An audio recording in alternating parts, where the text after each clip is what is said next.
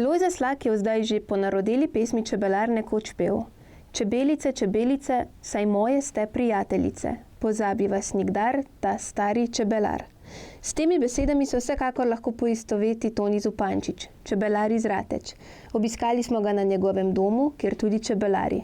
S čebelarstvom se Toni ukvarja od malih nog. Jaz sem se s čebelami seznanil že v osnovni šoli. V osnovni šoli prvič v 3. razredu osnovne šole, ko smo imeli krožek, kjer smo se mogli odločiti, kjer krožek bomo izbrali, in moja izbira je bila čebelarstvo, čebele. Zdaj, če se oblečem v kuharsko uniformo, sem kuhar. In je to moja prva ljubezen. Če se oblečem v čebelarsko uniformo, tako kot jo vidite na meni, je moja ljubezen prva čebelarstvo. Če pa sem v civilu, pa če me vprašate, kaj je moja prva ljubezen, možgani me najbolj zaposlujejo glede čebel. Ali bojo imele dovolj hrane, kakšno bo vreme, ali bojo preživele, potem je moja prva ljubezen so čebele. Letošnja zima se je zavlekla močno v pomlad. Kako Toni poskrbi za čebele? Mi začenjamo že v koncu avgusta. S tem, ko čebele pripravimo na zimo, moramo zagotoviti čebeli, da je zdrava, da ima dosti hrane, in s tem mi poskrbimo, da čebela preživi zimo in da pride v pomlad živahna, zdrava in da se dobro razvija. Letošnje leto pa je bilo ekstremno leto, ne? Zima je prešla v pomlad in komaj smo čakali, da tale sneg skupni in da se čebele zbudijo iz tega zimskega obdobja in da jih pregledam, da vidim, kako so prezimle. Čebelam lahko pomaga vsak od nas. Toni nam je razložil, kako. Pomlad, recimo, zdaj po televiziji slišimo, da lahko nekdo, ki se ne ukvarja s čebelami, položi na mizo žličko stopljenega sladkorja v vodi in to je dobro za čebele. Ona si takrat opomore in preleti nazaj v panj. Ker čebelari na 1200 nadmorske višine, Toni svoje čebelarjenje poimenuje kar ekstremno čebelarjenje. Moje mišljenje je, da čebela, ki preživi to nadmorsko višino, se je sposobna ubraniti veroji in raznim boleznim, ki nastajajo v dolinah. Pri tem mi pomaga narava. Pravi, da je pri čebelarstvu najpomembnejša ljubezen do čebel. No, pa tudi znanje je pomembno. Zame je čebelarjenje prvo ljubezen do čebel. Ti moraš ljubiti čebele 100%, moraš biti predan čebelam. Prvo je to, potem je vse ostalo. Vsa tehnologija, vsi čebelnjaki. Prvo je tisto ljubezen do ene čebele, do ene matice, kraljice, potem pa do celega organizma, ki se razvije iz tega. Čebelar, kakor jaz, gledam čebelje družine na drugačen način. Gledam družine s čebelarskimi očmi, tako rekoč. Čebele so zame kakor sorodniki. To pomeni, če mi ena čebelja družina umre, je tako, kakor mi je žalostno pri srcu. Toni rad pove, da čebelarstvo niso samo čebele, temveč predvsem druženje. Zato so čebelari iz vsega sveta vedno dobrodošli. K nam prihajajo čebelarji in laiki iz celega sveta. Iz Francije, ZDA, iz Belgije, iz Kitajske. To so turisti, čebelarji. Zanima jih čebelarjenje v naši dolini. Najbolj jih zanima to specifično čebelarjenje v karavankah in v Alpah, kjer čebelarimo. Radi bi to predstavili širši publiki, zato se tudi angažiramo za to. Za skupine Toni in žena Marjeta organizirata posebne oglede in na koncu pogostitev z domačimi medenjaki. V ta namen sta se povezala tudi z lokalnim sirarjem. Predstavljam našo dolino, našo biotsko raznovrstnost, naše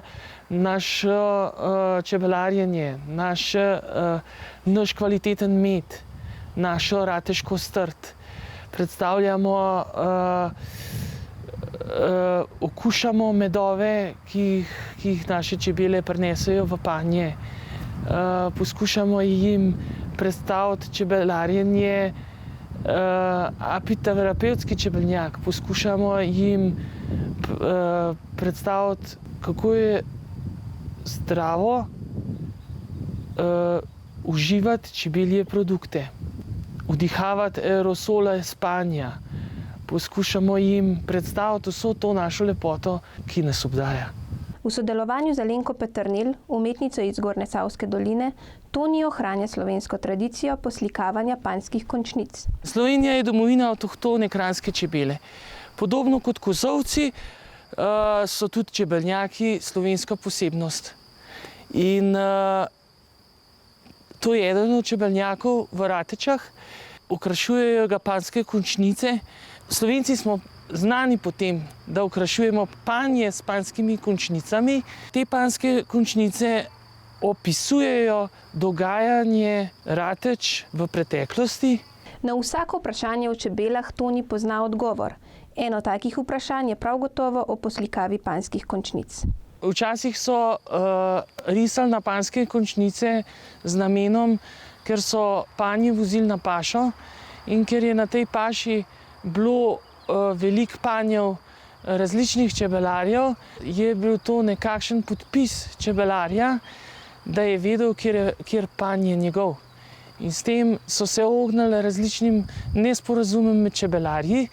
Čebelarji so s tem označevali svoje panje. Toni rad pove, da čebelarstvo niso samo čebele, temveč predvsem druženje. Srečujemo se v vseh priložnostih, če je le možno.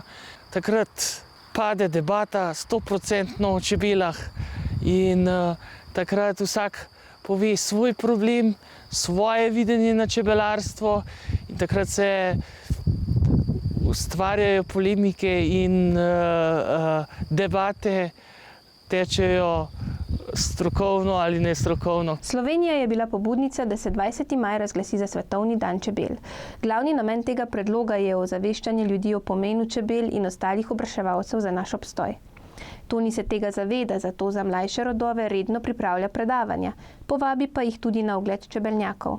Čebele in njihovo organizirano delovanje pa jim predstavi na oglednem panju, ki ga je postavil posebej za ta namen.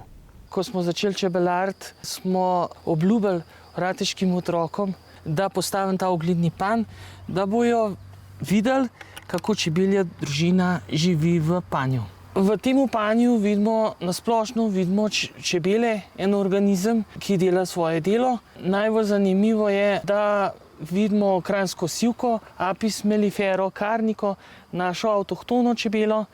Marsikater laik ne ve, da je panj sestavljen iz satnic. Te satnice so tukaj v oglednem panju postavljene tako, da tisti, ko pride, vidi, kako čebele delajo, kaj je njihovo delo.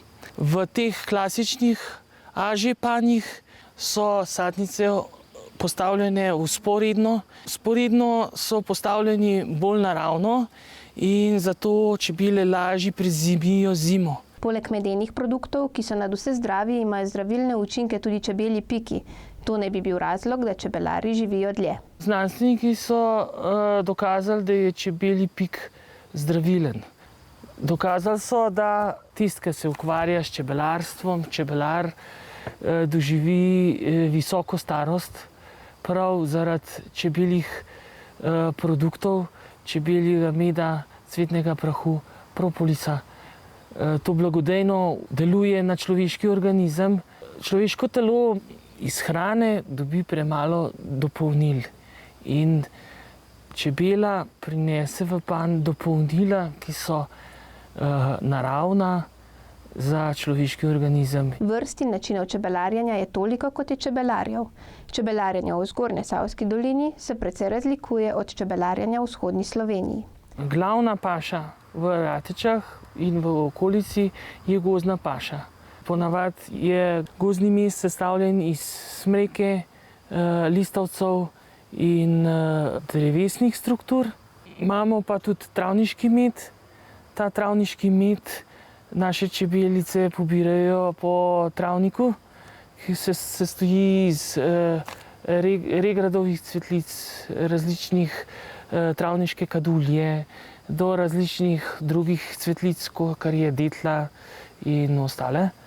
In najbolj ponosen sem na lanskoletni cvetlični med, ki ga moje čebele pridobijo na 1200 nadmorske višine. Tega je zelo malo, ampak je zato po okusu drugačen od travniškega medu v tej okolici. Za dopolnitev turistične ponudbe v Kranjski Gori je s pomočjo nekaterih posameznikov Toni ob svojem čebelnjaku uredil učno pot. Čebeljo učno pot smo odprli 2018. V tem projektu je sodelovalo več ljudi. Od najbolj glavnih je bila Darja Krovat. Ona je donirala denar za postavitev teh informacijskih tabel. Vse ostalo, tekst in prevodi, različne preverjanja, to je bilo ogromno ljudi. No. Zato bi izkoristil priložnost, da se vsi, ki so pripomogli k temu, tudi iz srca zahvalim. Ko poslušaš Tonija, kako lepa in družbeno koristna dejavnost je čebelarjenje, te zamika, da bi pričel s čebelarjenjem tudi sam. Vendar Toni poudari, da je potrebno ogromno znanja in da le to poleg ljubezni do čebel dela dobrega čebelarja. Ko ima eno osvojeno znanje, je dobro, da čebelar začetnik pridobi mentorja, ki mu stoji ob strani z vsemi nasveti o čebelarjenju. Osnovno oprema čebelarja pa poznamo, to je čebelarska uniforma, zgornji suknjič plus tale mreža, ki jo nadane čebelar čez glavo, in čebelarsko orodje, točila in dimnica. Dimnica, s katero čebelar umiri čebele, da se pomirijo. Stari čebelari so včasih uporabljali te fajfe, s katerimi so pomirili čebele, in to je pa ena moderna verzija čebelarstva, ki se je razvila v tolikih letih, da zdaj uporabljamo te pripomočke. Ker je na tržišču mnogo produktov, ki se prodajajo kot med, lahko sleherni izmed nas s preprostim preizkusom preveri, ali je kupljeni produkt res med ali ne. Preizkus smo opravili tudi mi. Dodamo med, dodamo malo vode in s krožnimi gibi sučemo krožnik. V medu se pa pojavijo take sadne oblike, če je pravi med. Že potem, da je med, da se takole obdrži v vodi, pomeni, da je med pravi. Med ima en tak spomin, s temi krožnimi gibi se ustvarijo take sadne celice. Na ta način lahko vsak posameznik, ki nima možnosti, preizkusi med doma. Čebelari pa pošljemo med na analizo, kjer te institucije, ki so za to primerne, povejo, kakšen je med, s česa je sestavljen, a je pravi, a vsebuje sladkor, in ti povejo specifikacije. Svoj produkt, za katerega Toni pobira priznanje za priznanjem, je poimenoval Rateška strt z namenom ohranjanja ljudskega izročila. Poimenovali smo ga Rateška strt, zaradi tega, ker naše čebelice nabirajo med iz tega okoliša. Z namenom ohranjanja kulturne dediščine sta Toni in žena Marjeta na etiketo Rateške strdi umestila simbole ljudskega izročila. Tako, s Tonijem sva povedala vse o čebelah. Sedaj pa je čas, da tudi sama na lastni koži preizkusim zdravilni učinek čebel.